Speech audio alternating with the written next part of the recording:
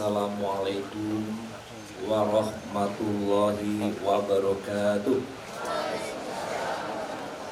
Jadi pada kesempatan ini sebagai mama kepada anak menakan memberikan nasihat, mudah-mudahan bermanfaat. Dan mohon izin kepada semuanya, saya diminta juga untuk memberikan sedikit nasihat sebelum yang sebenarnya membagi nasihat itu Ustaz Ristawati. Tentu kita ucapkan selamat lebih dahulu. Durian Belanda dari hutan dibawa jauh dari tempat berburu. Selamat kepada kakak dan Ihsan, selamat menempuh hidup baru. Jadi pesannya pertama, nikah itu sunnah. Kenapa ingin saya katakan ini? Karena banyak di kalangan anak muda membayangkan nikah itu susah, nikah itu berat, nikah itu mudarat, nikah itu menghambat. Ini salah. Buktinya dia mengatakan itu memperlambat-lambat nikah.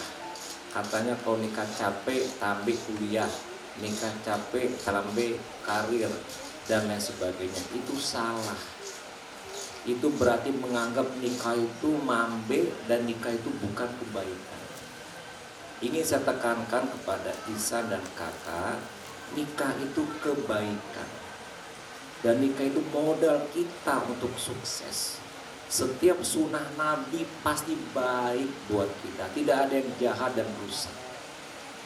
Dan berkah yang didoakan oleh kita semua pada saat menikah itu betul-betul didapati dalam keluarga dan sebagainya.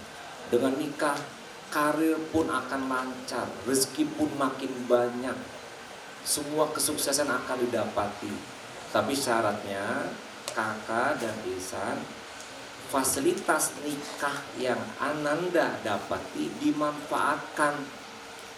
Saling bantu berdua, saling tolong berdua, saling diskusi berdua, saling mendoakan, saling mengingatkan ibadah berdua. Inilah kekuatan menikah meraih sukses.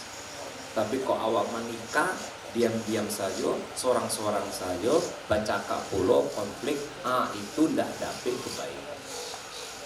Buktikan dalam kenyataan, saya punya anak 6 orang yang sudah menikah. Itu luar biasa. Ada satu di kedokteran gigi UI semester 1 perempuan sudah menikah. Tamatnya paling cepat, langsung masuk spesialis paling cepat, langsung anaknya 4 orang. Dan sekarang aktifnya luar biasa. Nah ini temannya Valdo juga ada satu. Ya langsung sebelum dokter masih esket sudah nikah juga nanti insya Allah berapa bulan lagi. Apa yang saya sampaikan, kebaikan dapat. Saya pun nikah cepat, S1 sarjana langsung 2 anak waktu itu. Akhirnya orang lain cari kerja, saya buat kerja. Membuat pekerjaan. Saya bangun Askia dengan 15.000 rupiah, sekarang sudah ratusan miliar. Itu gara-gara nikah cepat. Banyak lagi yang lain, itu contoh yang lain juga pasti banyak. Jadi nikah itu kebaikan. Oleh karena itu kata Rasulullah, an-nikahu sunnati faman raghiba an sunnati falaysa minni. Jadi disuruh kita menyegerakan. Dan insya Allah ini baik buat kita dan buat kita semuanya. Jadi Isa dan kakak, fasilitas nikah yang Allah beri sebagai modal sukses, tolong dimanfaatkan, digunakan untuk meraih kesuksesan dan mendapati banyak kebaikan ke depan. Hari Sabtu berakhir pekan, pergi sendiri ke tempat pesta. Nikah itu adalah kebaikan, hindarkan diri dari buat dosa. Itu satu. Kemudian yang kedua, nikah itu kata Rasulullah, iza tazawaza al-abdu faqad kamala nisfuddin, menyempurnakan agama. Jadi kalau masih bujang, masih gadis, belum sempurna agamanya Isa sama kakak. Sekarang sudah sempurna. Jadi yang kedua, nikah pun modal meraih pahala. Senyum antar berdua pahala, berbicara berdua pahala, ingat suami belum pulang pahala, ingat istri bekerja di dapur pahala, berkomunikasi berdua pahala. saling mengingatkan untuk ibadah pahala. Semuanya pahala. Jadi begitulah, menikah itu juga kata Rasulullah menyempurnakan agama, menjadi agama kita lengkap. Oleh karena itu, ya Ihsan dan kakak manfaatkan juga peluang yang Rasul sebutkan untuk meraih pahala investasi kita untuk di akhirat kelak nanti. Ikan betutu terkena jala, menangkap manis harus hati-hati. Jika itu perbanyak pahala untuk investasi akhirat nanti. Kemudian yang ketiga, misakun ghalid. Wa khosna minkum misakun ghalid. Itu ada ayat dalam Al-Quran. Apa artinya? Ikatan yang kuat, yang kukuh, yang teguh, yang erat, yang kuat. Ijab kabul nikah suami istri. Jadi prinsip dalam Islam, nikah itu ijab kabul yang akad kemarin itu kuat sekali. Sekali ijab kabul itu dalam prinsip Islam tidak boleh pisah.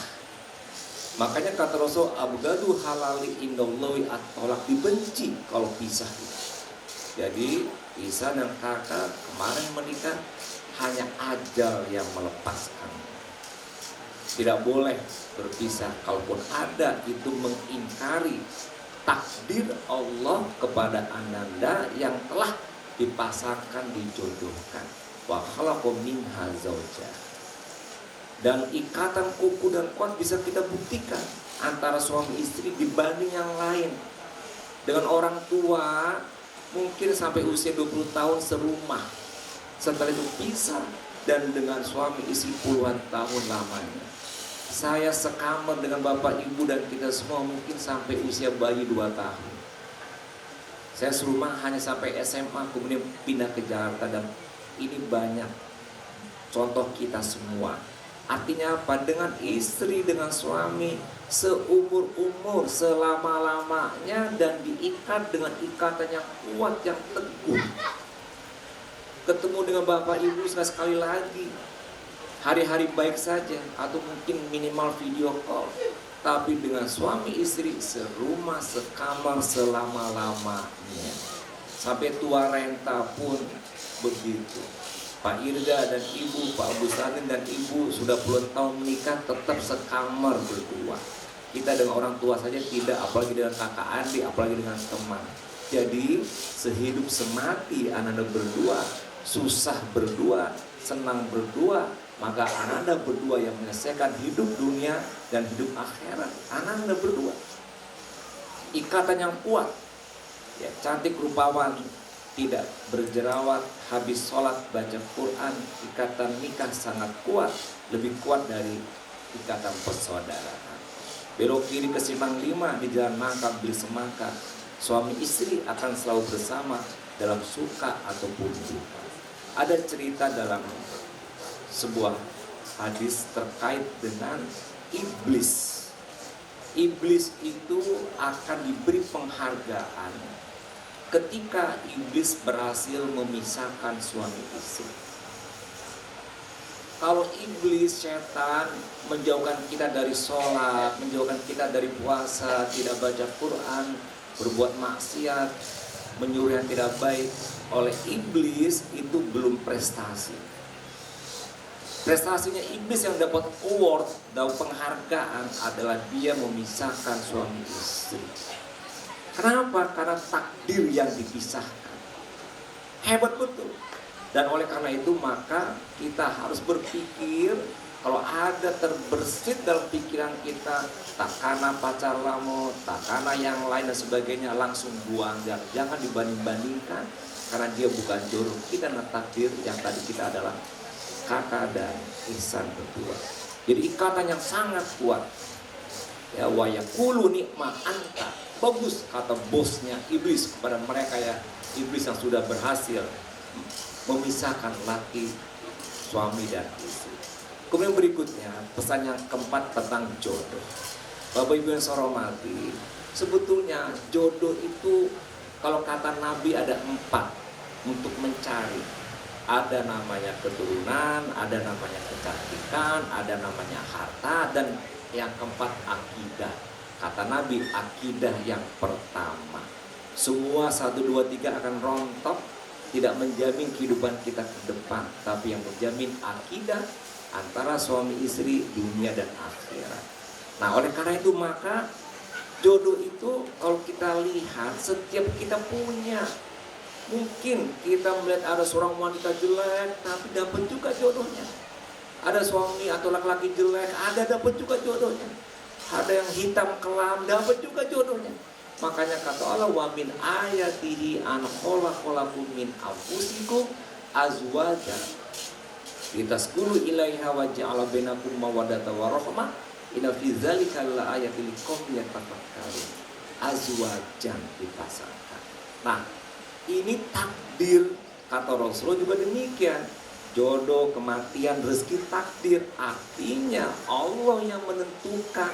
Isa dan kakak, kita usaha, orang tua usaha, tapi yang menentukan, mentakdirkan ketemu Allah. Jadi jodoh itu Allah yang mentakdirkan. Kakak bukan dengan cowok lain, Isa bukan dengan cewek lain. Padahal kita punya teman cowok cewek puluhan, mungkin ratusan. Yang jadi takdir adalah kakak dan Isa. Jodoh. Dan kemudian apa yang menarik rahasia jodoh ini?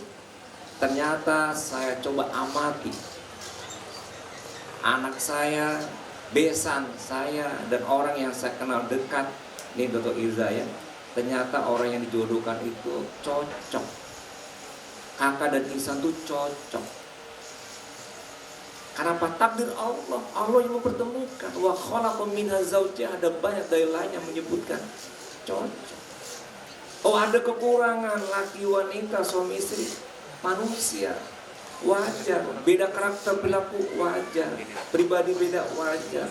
Tapi cocok. Plus minus si laki, plus minus si wanita, ditambah kurangi secara matematik sama dengan sama. Yang kata para ulama, sekufu.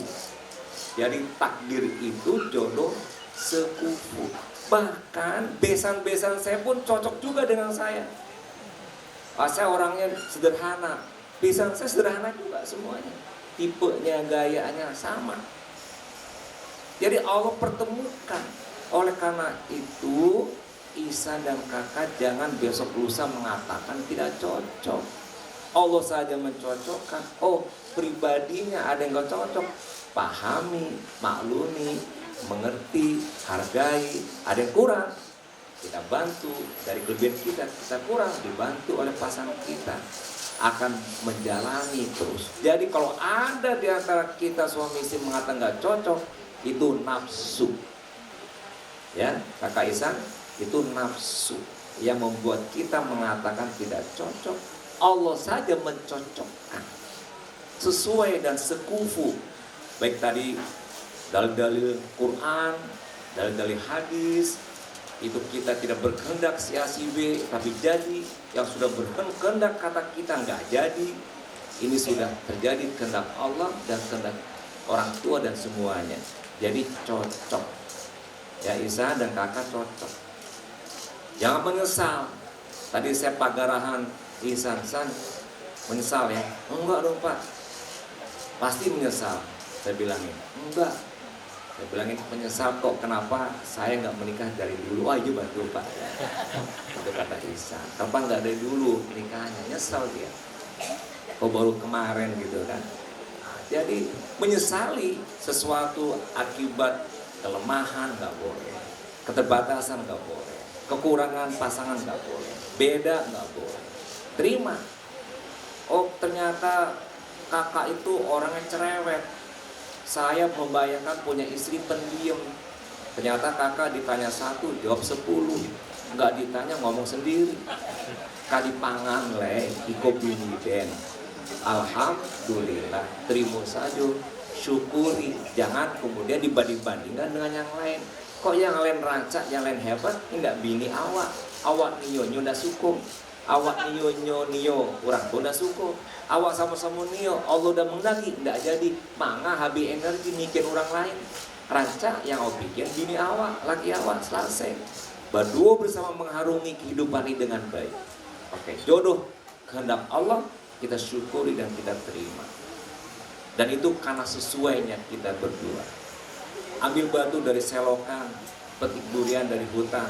Jodoh itu kecocokan, ada kesesuaian kakak dan Ihsan. Bahagia. Nah Bapak Ibu, kita yang sudah berusia lanjut, coba introspeksi ke diri masing-masing. Di mana Bapak Ibu dan kapan Bapak Ibu bahagia? Coba tanya mas. Oh punya uang, betul sebentar, habis itu uang habis gak bahagia. Bahkan orang banyak punya uang pun stres, mikirin duitnya. Kalau ada di antara kita memikirkan, merasakan punya uang tuh bahagia, Abu bisa pastikan orang tersebut belum punya uang banyak. Jadi kalau masih membayangkan. Kalau sudah merasakan, pasti tidak merasakan uang itu membuat dia bahagia. Walaupun ada sebentar. Gelar, oh ya bahagia gelar ketika di wisuda pakai toga. Itu saja bahagia. Biswa, tidak mungkin lo pakai toga lagi. Kalau yoyo tuh gadui belok kiri diboleh. Gak ada lagi. Oh pangkat jabatan. Coba mau tanya Ci, saya yang lebih tinggi di Sego yang punya jabatan. Buya Aristawardi, apa dekan masih dekan, apa rektor ya, tinggi kan?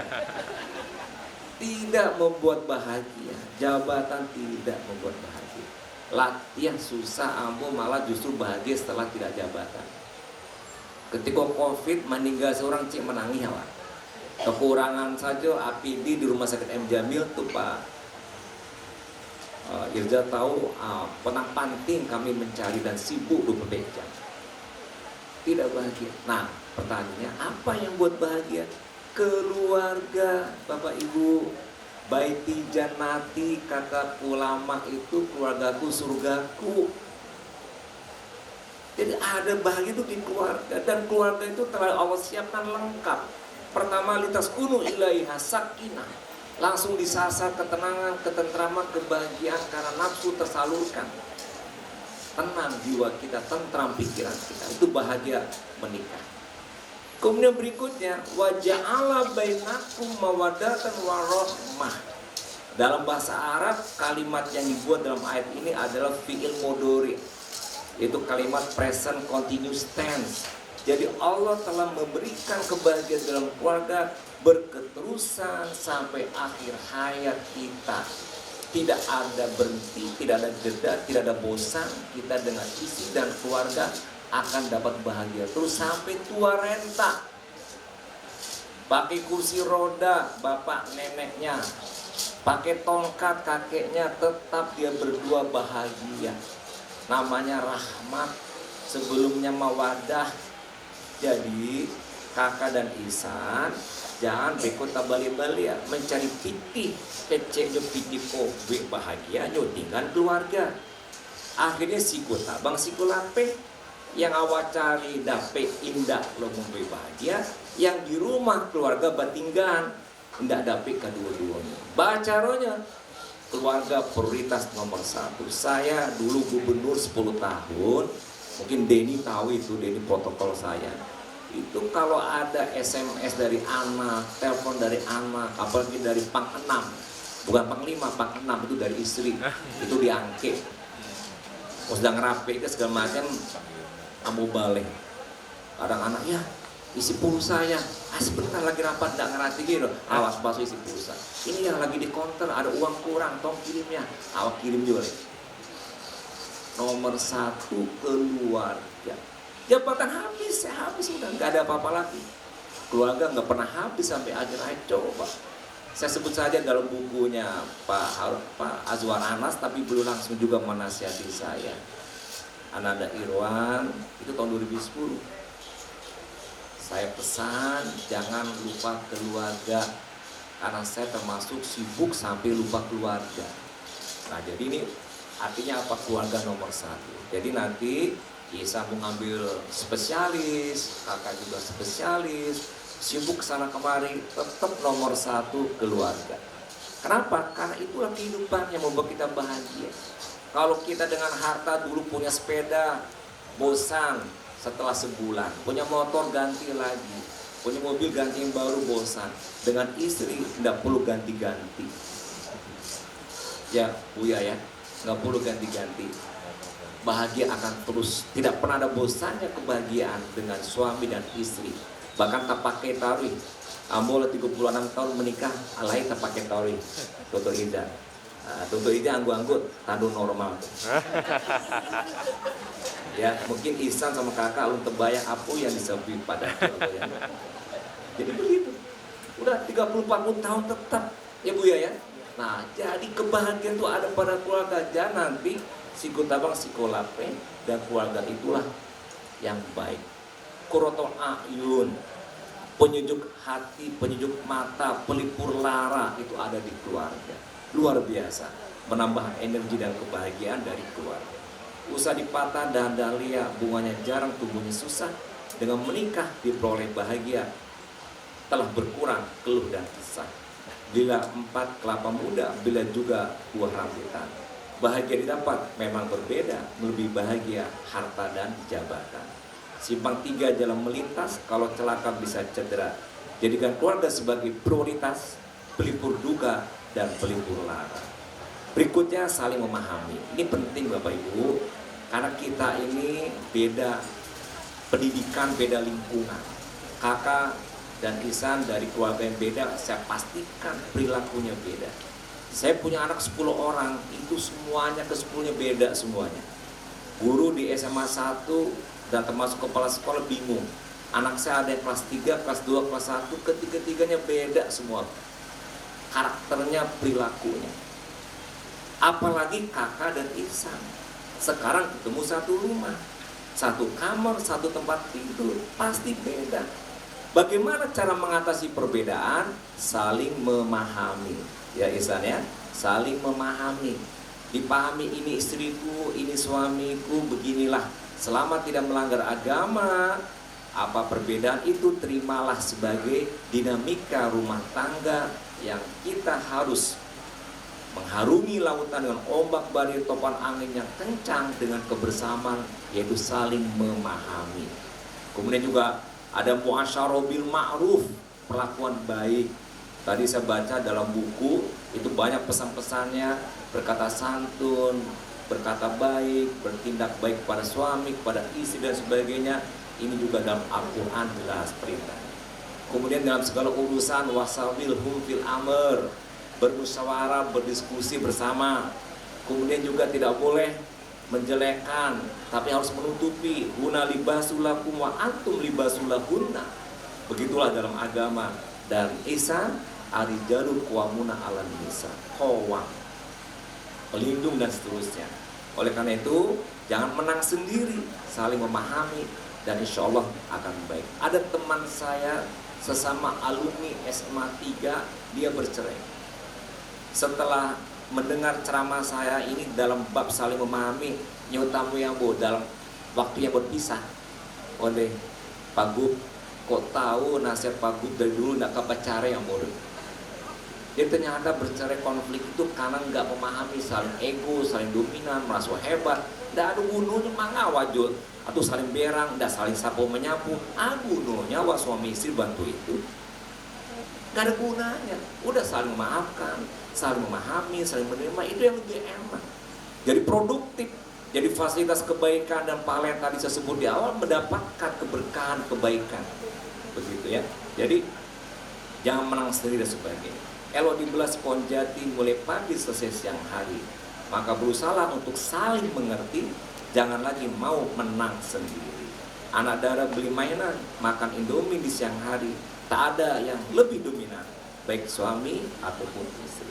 Kemudian berikutnya nih, hampir yang terakhir ya, ibadah. Ibadah yang penting, Ihsan dan kakak ya. Saya betul lebih tua, mengalami banyak onak duri kehidupan, dan jabatan kita pun, saya pun ada juga yang banyak tantangan cobaan, mengurus keluarga dengan anak yang banyak, pekerjaan yang berat dan sebagainya dalam hidup ini. Ternyata kakak dan Ihsan, obat, solusi adalah ibadah. Luar biasa.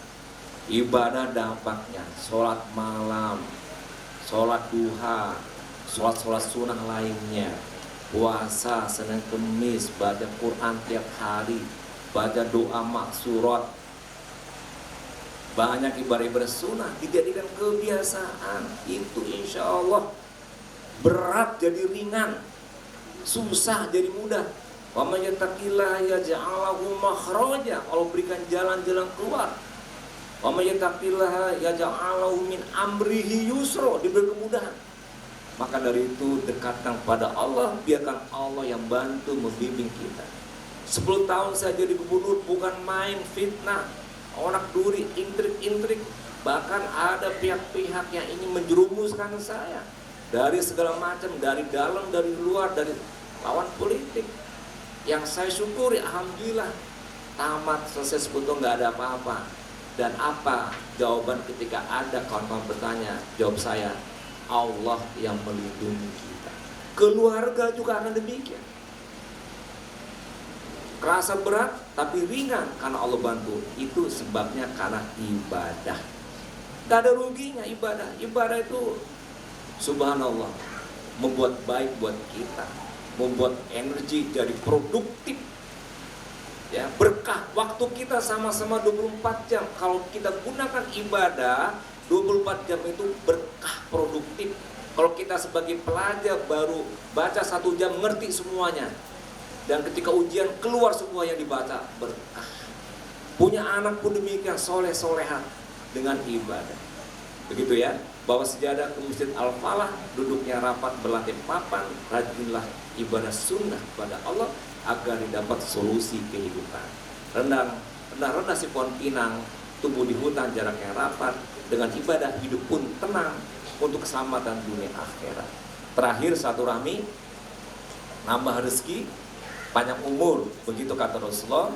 Oleh karena itu, Ihsan dan kakak setelah menikah, mertua jadi orang tua, yang para mertua menganggap mantu pun jadi anak, keluarga dua besar bertemu menjadi satu, tetap jalin silaturahmi untuk mendapatkan keberkahannya, panjang umur dan tambah rezeki dan kebaikan lainnya dari silaturahmi. Jangan sampai terlupa.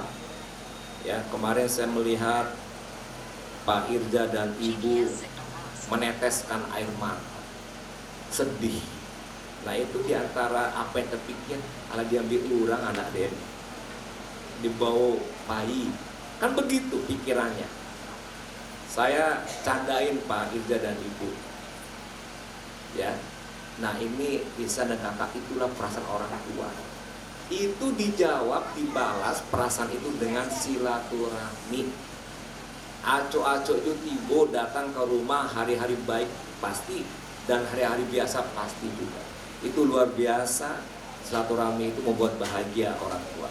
Serasa itu beli ikan asin, beli gurami, tawar ikan, karak sambil berdiri, tetaplah selalu jalin tali silaturahmi walau sekarang sudah punya istri. Jahitnya bordir, motifnya batik, putus benang, kepala digaruk, usahakan pun hadir di saat kabar baik, usahakan datang di kabar buruk. Bapak Ibu hormati, begitu saja. Dan sekali lagi kita ucapkan doa semoga berkah kepada anak-anak berdua, hidupnya menjalani keluarga sampai masa depan nanti dan berikutnya. Di tanah mahoni dekat mangga masih rendah pohon markoa. Selamat jalani masa berkeluarga. Semoga berkah hidup berdua. Dan mohon maaf bila ada yang salah. Mari kita nanti mendengarkan Buya Istawardi. Insya Allah beliau akan lebih memberikan nasihat kepada anak-anak. Buah pepaya dibelah-belah, buah rambutan makan sendiri. Maafkan saya bila ada yang salah. Sebelum sambutan saya akhiri. Ihsan tampan wajahnya bersih. Kini kakak boleh disentuh. Cukup sekian, terima kasih. Wassalamualaikum warahmatullahi wabarakatuh.